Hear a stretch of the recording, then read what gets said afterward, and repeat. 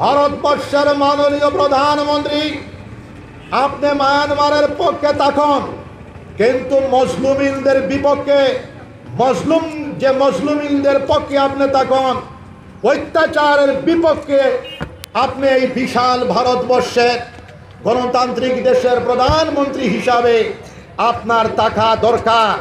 যেটা আপনি হয়তো টের পাইতেছেন না, আপনি হয়তো বুঝছেন না। শান্তিকামী মানুষ, মানবতাবাদী মানুষ আপনাকে ভালো পাইতেছে না, এটা সত্য কথা। জেনে রাখবেন, পৃথিবীর যারা অত্যাচারী মানুষ, পৃথিবীর যারা জালিম মানুষ, আজ হিটলারের ইতিহাস, পৃথিবীর মানুষ হিটলারের কথা ভালো পায় না। হিটলার পৃথিবীর ইতিহাস থেকে, পৃথিবীর সভ্য ইতিহাস থেকে হিটলারের নাম মুছে যাচ্ছে। যারা জুলুম করে, যারা অত্যাচার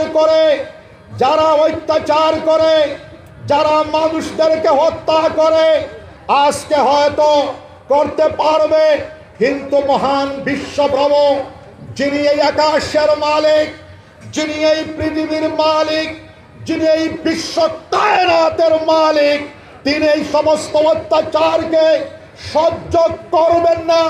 যারা অত্যাচার করতেছে, আল্লাহ পাক রব্বুল আলামিন বিশ্বপ্রভু এই পৃথিবীতেও তাদেরকে সেই বিচার করবেন।